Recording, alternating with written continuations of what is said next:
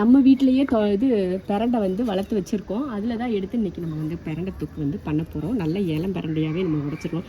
எல்லாம் சைட்லையெல்லாம் முளைச்சிட்டு வருது பாருங்கள். அப்படியே தள்ளன்னு இருக்குது. இந்த இருக்கு பாருங்களா, இது போகுது பாருங்கள். இது எங்கே வரைக்கும் போய் படந்து நிற்கிது தெரியுமா? இன்னக்குள்ள உடப்போம். ஏன்னா இந்த பிரண்டை இங்கே வரும், இங்கே வரைக்கும் போயிருக்கு. எடுத்துலாமா? அதுலேருந்து நிறைய பிரான்ச்சஸ் எல்லாம் போகுதுங்க. எவ்வளோ விரிச்சு இருக்கட்டும். இன்னொன்று உடைக்கலாம். எங்கே இலம் தண்டு இருக்குன்னு பார்ப்போம். முத்துனதில் நம்ம உடைக்க வேணாம், வெறும் இலம் தண்டாக உடைக்கலாம். அந்த பக்கம் போயிருக்கு. இங்கே வரும், இங்கேருந்து வந்திருக்கு வருது. வாங்கடா வாங்கடா வாங்கடா வாங்கடா. அதையும் பாதியிலே உடச்சிக்கலாம். எப்படி அருமை. இளந்தண்டே நான் வந்து எடுத்துக்கிறேன். ஏன்னா நம்ம வீட்டில் இருக்கிறதுனால அப்பப்போ நல்லா வளர எடுத்து நம்ம வந்து இது செஞ்சுக்கலாம். இந்த இருக்குது பார்த்தீங்களா, இதை உடச்சி உங்களுக்கு எங்கேயாவது பிரண்டை கிடைக்கிதுன்னா இந்த மாதிரி உடச்சி ஒன்று மட்டும் நீங்கள் இப்படி மண்ணில் நட்டு வச்சா போதும். இதிலேருந்து பார்த்திங்கன்னா கிளைகள் வந்து அந்த இது மாதிரி தண்டு வந்து வளர ஆரம்பிச்சிடும். ஒன்று வச்சாலே போதும், நமக்கு நல்லா வளர ஆரம்பிக்கும். அதனால் ரொம்ப ஈஸியாக வளரக்கூடியது தான். நீங்களும் வீட்டில் வைக்கிறதுனா வச்சுக்கோங்க. Hi, welcome to Shereen's kitchen. நம்ம கிச்சனில் இன்றைக்கி பார்த்தீங்கன்னா பிரண்டை தொக்கு தான் பண்ண போகிறோம். இது வந்து நம்ம மாடியில் வந்து பறிச்சுட்டு வந்தேன். நம்ம மாடியில் செடியெல்லாம் வச்சுருக்கோம் இல்லையா, அதில் வந்து பிரண்டையும் நிறைய இருக்குது. அடிக்கடி வந்து அப்பப்போ பிரண்டையில் துவையல், கொஞ்சம் தொக்கு இந்த மாதிரிலாம் செஞ்சு சாப்பிடுவோம். நல்லாயிருக்கும், டேஸ்ட் ரொம்ப சூப்பராக இருக்கும். இன்றைக்கி நம்ம வீட்டில் அதான் பண்ண போகிறோம். கொஞ்சம் வளர்ந்துருச்சு அப்படின்னா நம்ம பறித்து அப்படியே உடச்சி நான் வந்து செஞ்சுக்கிடுவேன். இது நிறைய பேர் வந்து வெளியில் விற்கிறவும் செய்கிறாங்க, அப்படி வாங்கி சாப்பிட்றாங்க. நம்ம வீட்டில் ஒரு குட்டியாக ஒரு தொட்டி வச்சு அதில் இந்த பாருங்கள், இந்த மாதிரி ஒரு தண்டை இப்படி நட்டு வச்சாலே போதும், சூப்பராக வளர்ந்து வரும். சீக்கிரமாக வளர்ந்துடும், ரொம்ப நாளெல்லாம் ஆகாது, சீக்கிரமே வளர்ந்துடும். நீங்கள் ஒரு வீட்டில் தொட்டி இருந்ததுன்னா கூட ஒரு பிரண்டை எங்கேயாவது கிடச்சுனா எடுத்து நட்டு வச்சு வளர்த்திங்கன்னா அவங்களுக்கு அப்பப்போ வந்து துவையிலெல்லாம் வைக்கிறதுக்கு ஈஸியாக இருக்கும். இப்போ வந்து நான் என்ன பண்ண போகிறேன்னா, முதல்ல இதெல்லாம் உடச்சி எடுத்துக்கலாம். அரிக்குன்னு சொல்லுவாங்க, அதனால் கையில் வந்து எண்ணெயெல்லாம் தடவிக்கோங்க. தடவிட்டு இந்த மாதிரி உடச்சி எடுத்துக்கணும். உங்களுக்கு கையில் உடைக்க முடியலைன்னா சிசரோ கத்தியை வச்சு வெட்டிக்கோங்க. நான் வந்து இளந்தண்டு மட்டும்தான் எடுத்துகிட்டு வந்திருக்கேன். முத்தின தண்டெல்லாம் அப்படியே விட்டுட்டு, இது கூட பாருங்கள் லேசாக முத்தி இருக்குதா, உடைக்க முடியல, முத்தி இருக்குது. இந்த மாதிரி இளந்தண்டாவே எடுத்து நம்ம வச்சுக்கலாம். இதை நம்ம கடையில் வாங்கினோன்னா எல்லாமே முத்தினதாக தான் கொடுப்பாங்க. இந்த முத்தின தண்டு தான் கிடைக்கும். நம்ம வீட்டில் வளர்த்ததுனால எல்லாமே ரொம்ப சாஃப்டான இளந்தண்டாக இருக்குது. அதே மாதிரி ரொம்ப இந்த மாதிரி குட்டி குட்டியாக இருக்கிறதெல்லாம் கூட தேவைப்படாது. அதெல்லாம் எடுத்து இந்த இலை இதெல்லாம் நமக்கு வேண்டாம், அதெல்லாம் எடுத்து க்ளீன் பண்ணிடணும். இலையெல்லாம் எடுத்து போட்டு இதெல்லாம் கூட எடுத்துடணும். இந்த மாதிரி நல்ல இளந்தண்டாக இருந்தாலும் அதில் அதிகமாக தண்டு இருக்காது. இப்படி உடைச்சாலே பார்த்திங்கன்னா இப்படி லேசாக தான் வரும், ஈஸியாக இருக்கும். இது எதுக்கு உடைக்கிறேன்னா, கழுவணும். கழுவிட்டு அதுக்கப்புறமா இதோட தோலெல்லாம் உரித்து எடுத்துகிட்டு அதுக்கப்புறமா தான் நம்ம வந்து வெட்டணும். அதுக்காக தான் இதில் இருக்க இலை கொடி எல்லாத்தையும் க்ளீன் பண்ணி எடுத்துடணும். நல்லா கையில் கொஞ்சம் எண்ணெய் தடவிக்கணும், ஏன்னா அரிக்கும். இந்த பிரண்டை வந்து அரிக்கும். இப்போ என்னென்னா நம்ம தோலை வந்து சீவி எடுத்துக்கலாம். இந்த தோலை எடுத்ததுக்கப்புறம் ஒரு சாஃப்டாக இருக்கு பாருங்கள், இந்த மாதிரி இருக்கணும். இந்த மாதிரி நாரெல்லாம் இருக்கக்கூடாது. இந்த மாதிரி லேசாக கட் பண்ணி இந்த மாதிரி தோலை எடுத்துடணும். அதுவாக வருது பாருங்கள். எல்லாத்தையும் எடுத்து நான் கழிச்சு பண்ணது போக இவ்வளோ தான் நான் வந்து எடுத்து வச்சுருக்கேன். ஏன்னா சிலது வந்து கொஞ்சம் முத்தின மாதிரி இருந்துச்சு, அதெல்லாம் தூக்கி போட்டுட்டு கொஞ்சம் அந்த இளந்தண்டாக இருக்கிறத மட்டும் நான் வந்து எடுத்துக்கிட்டேன். ஐயோ, உண்மையாக சொல்லணும்னா இந்த ரெசிபியெல்லாம் செஞ்சு சாப்பிடணுமா அப்படின்ற மாதிரி ஆயிரும்.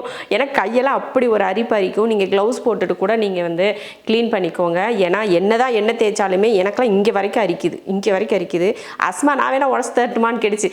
ஐயோ அம்மா, தொல்லை தாங்க முடியாது எனக்கு. திடீர்னு அதுக்கு அரிக்க ஆரம்பிச்சிருச்சுன்னு வச்சுக்க, எண்ணெயை போட்டு உயிர் எடுக்கும் அதனால அம்மா நானே பார்த்துக்கிறப்பா அப்படின்னு சொல்லிட்டு அனுப்பிச்சிட்டேன். சரி, நான் இதை மட்டும் வச்சு இப்போதைக்கு சரி லஞ்சுக்கு மட்டும் கொஞ்சம் தொக்கு செஞ்சுக்கலாம் அப்படின்னு சொல்லிட்டு கொஞ்சமாக எடுத்திருக்கேன். இந்த அளவுக்கு தான் எனக்கு இளந்தண்டு வந்துச்சு. மீதியெல்லாம் முத்தி போயிருக்கு. இதெல்லாம் ரொம்ப முத்தலாக இருக்குங்க பாருங்க, ரொம்ப ஒரு மாதிரி முத்தலாக இருக்குது. அதனால சும்மா ஒரு 4-5 தண்டு தான் வேஸ்ட்டாக போச்சு. மீதியெல்லாம் நான் வந்து சுத்தமாக அந்த மேலே இருக்க தோல் எல்லாத்தையும் எடுத்துகிட்டு வச்சுருக்கேன். முக்கியமான டிப்ஸ் நான் ஒன்று சொல்கிறேன், என்னென்னா நீங்கள் வந்து க்ளவுஸ் போட்டுட்டு க்ளீன் பண்ணுங்கள், அதுதான் நல்லது. இல்லைன்னா நீங்கள் வந்து அரிப்பு தாங்க மாட்டீங்க. சரியா? அது ஒரு முக்கியமான டிப்ஸ், ஃபாலோ பண்ணிக்கோங்க. அதையே ஒரு கடாய் வச்சு எண்ணெய் ஊற்றிக்கலாம். பிரண்டை வதங்குற அளவுக்கு எண்ணெய் ஊற்றிடுவோம். எண்ணெய் ஊற்றிட்டு இப்போ பிரண்டையை சேர்த்துடலாம்.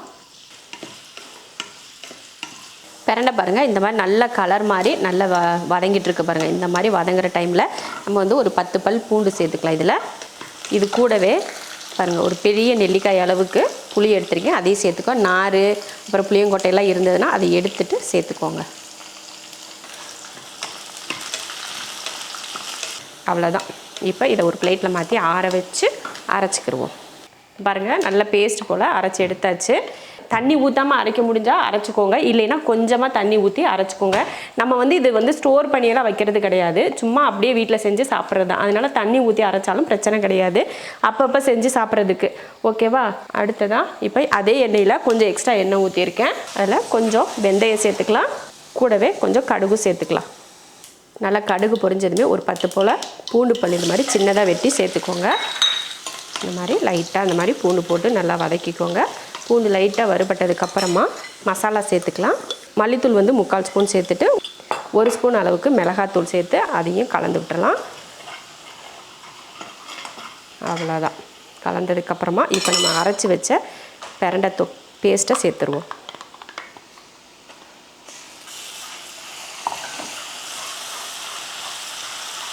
இப்போ தேவையான உப்பு சேர்த்து அவ்வளவுதான். சூப்பராக பாருங்கள் தொக்கு ரெடி ஆகி இந்த மாதிரி அதுலேருந்து ஈரப்பதமெல்லாம் வற்றுனதுக்கப்புறமா நல்ல எண்ணெய் பாருங்கள் பிரிஞ்சு வர ஆரம்பிச்சிருச்சு பாருங்கள். அவ்வளோதான். இதோட அடுப்பை வந்து ஆஃப் பண்ணிக்கலாம். இதை அப்படியே சூடாக சாதம் போட்டு பிசைஞ்சு சாப்பிட்டா சூப்பர் டேஸ்ட்டாக இருக்கும். பார்க்குறதுக்கு அவ்வளோ அருமையாக இருக்குது. அப்படியே எச்சி ஊறுது. டேஸ்ட் பண்ணி பார்க்க அப்படியே எடுத்து கிண்ணத்தில் போட்டு அப்படியே நக்கிட்டு இருந்தோம். அவ்வளோ ருசியாக இருந்துச்சு. சரி சோறில் போட்டு பிணைஞ்சு பாடுவோம் எப்படி இருக்குன்னு பார்க்கலாம் அப்படின்னு சொல்லிட்டு சாப்பாட்டில் போட்டு பிணைஞ்சாச்சு.